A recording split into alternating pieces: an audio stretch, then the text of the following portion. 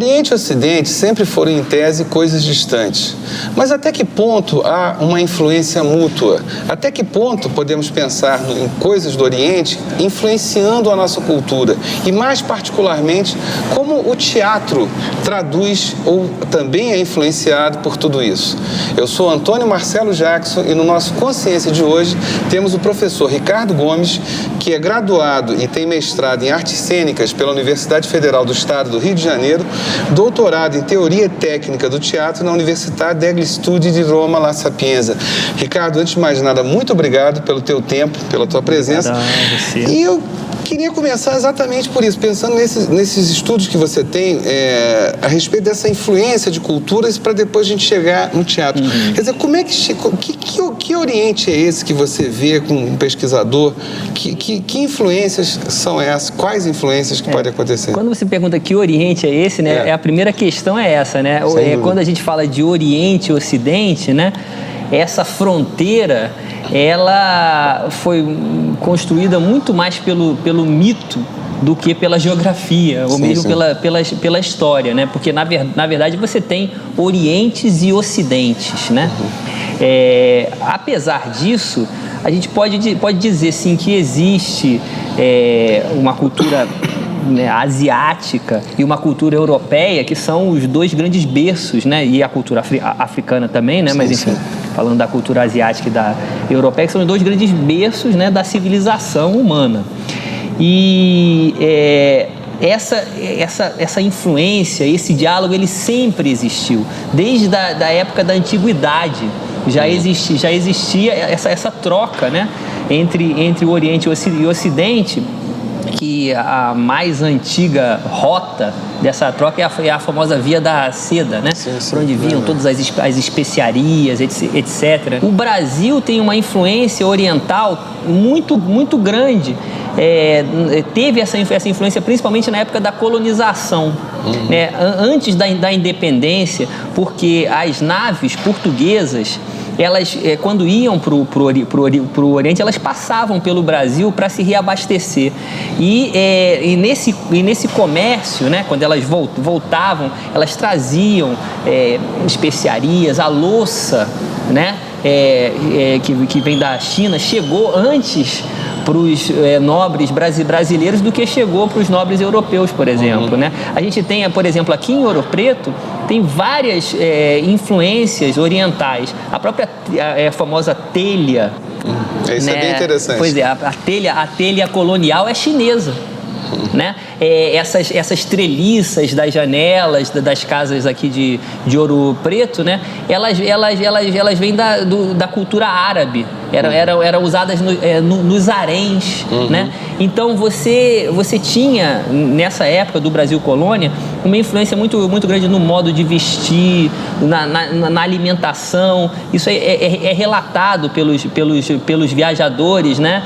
Pelos viajantes, desculpa. Essa semelhança, pois é, essa semelhança entre o Brasil daquela época, né, e as cidades da Índia, só acrescentando, da China. A manga, que todo mundo acha que jaca, coqueiro, bambu, tudo isso veio do Oriente, quer dizer, exatamente. As pessoas acham que o Brasil sempre teve manga, não teve, não era assim, quer dizer, mas desculpe ter te cortado. Mas, por favor.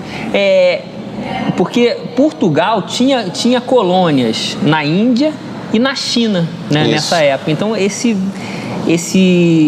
comércio, esse diálogo era muito forte, né? E depois a gente um pouco, de certa forma, esqueceu isso, né?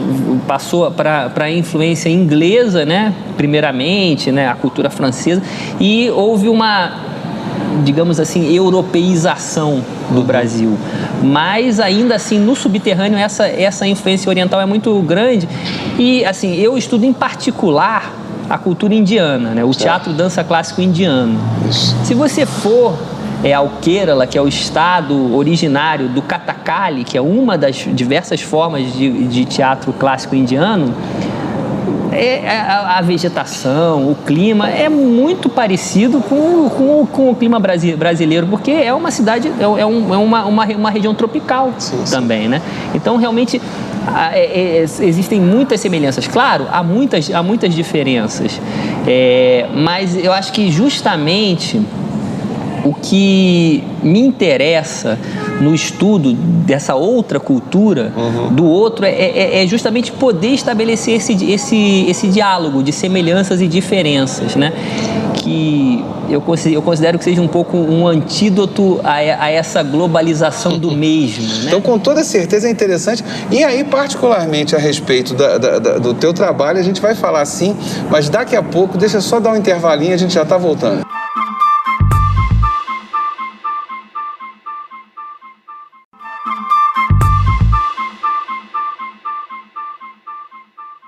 Estamos de volta com o nosso Consciência com o professor Ricardo Gomes.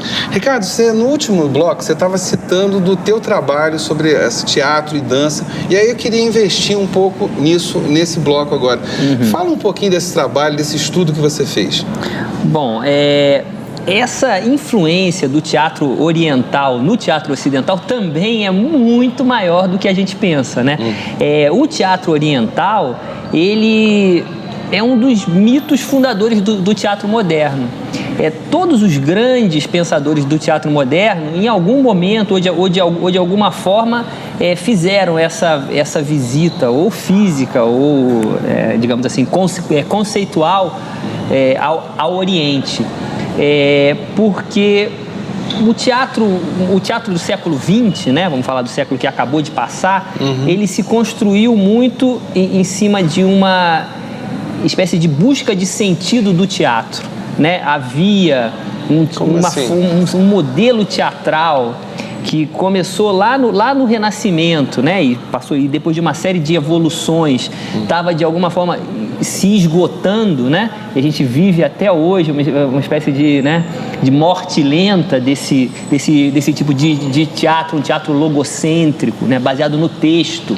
Um teatro com uma estrutura espacial rígida, né? O famoso teatro à italiana, né? Aquele palco frontal, os atores diante de uma plateia. Havia uma hierarquização, né, dos diferentes elementos da cena. E dentro dessa hierarquia, o texto era o elemento preponderante, né? E isso foi radicalmente questionado pelos grandes pensadores do teatro do século XX. E como interlocutor, de alguma forma, interlocutores para essa utopia teatral que de uma forma ou de outra todos os grandes pensadores, né, e fazedores de teatro do século XX criaram, eles buscaram esse outro, justamente, né? Esse ponto de diálogo, de comparação. E o teatro oriental, que é um teatro onde o fulcro do trabalho, o centro do trabalho é o trabalho do ator, onde existe um grandíssimo refinamento, uma grandíssima elaboração do trabalho corporal, né? Onde não existe diferença entre ator e dançarino, onde teatro, música, texto e música, atuação e dança estão sempre juntos, sempre imbricados. Vou te dar um exemplo. Na Índia, né, a palavra em sânscrito, né, que é a língua clássica da Índia, para dizer teatro é natya. A raiz dessa palavra é o indo-europeu nrit, que quer dizer dança. Então você vê que na própria palavra, dança e teatro já estão ali misturados, já estão imbricados. Não era concebível, não é concebível dentro da cultura clássica indiana teatro sem dança. Simplesmente não existe. Isso está sempre presente. Então o ator é sempre um ator dançarino. Uma pessoa do Oriente vendo uma apresentação de um teatro ocidental no século XIX ficaria escandalizado. Quer dizer, chamaria aquilo de qualquer coisa, menos teatro, né? Com certeza. Com certeza absoluta. Claro que hoje, né, a gente vive uma situação em que a informação circula muito mais. Por favor, eu estou só imaginando porque realmente hipótese. Até o final do século XIX não havia esse diálogo. Não havia um europeu, raríssimos europeus teriam ido ao Oriente assistir algum espetáculo de teatro oriental que jamais tinha vindo ao Ocidente. Esse diálogo começou a acontecer no final do século XIX e início do século XX, quando as viagens ficaram mais fáceis, né? Tinha um navio a vapor, começou a ter as reproduções, né? Por exemplo, no caso das artes plásticas, teve uma influência enorme nas artes plásticas ocidentais, esse contato com as artes plásticas orientais, né? A questão da perspectiva, por exemplo, na pintura chinesa e japonesa não existe a perspectiva. Ela é vista de uma forma, quer dizer, eu estou falando de coisas que eu não domino, né? Mas de uma forma completamente diferente da perspectiva ocidental, né? Então isso provocou um choque cultural extremamente benéfico. Com certeza. Gente, o papo tá bom, mais um segundinho a gente já tá voltando.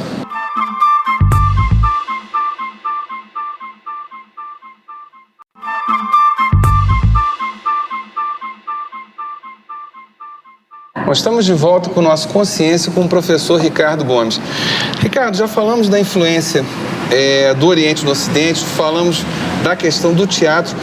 E na Universidade Federal de Ouro Preto, onde você atua como professor, como é que esse trabalho se desenvolve na UFOP? Bom, eu estou aqui na UFOP há três anos, né? E logo quando eu entrei, creio que mais ou menos uns 6 meses depois, eu criei um núcleo de pesquisa sobre a arte do ator entre Oriente e Ocidente. E é muito importante para mim esse entre, né? Porque o meu trabalho, a minha pesquisa, ela não é simplesmente um interesse, digamos assim, de estudioso pela cultura oriental, pelo teatro oriental, pelo teatro indiano. É entender como que a gente pode se apropriar dessas técnicas, dessa linguagem, dessa tradição e de uma forma antropofágica, digamos assim, né? Usar isso no nosso trabalho, né? No meu trabalho.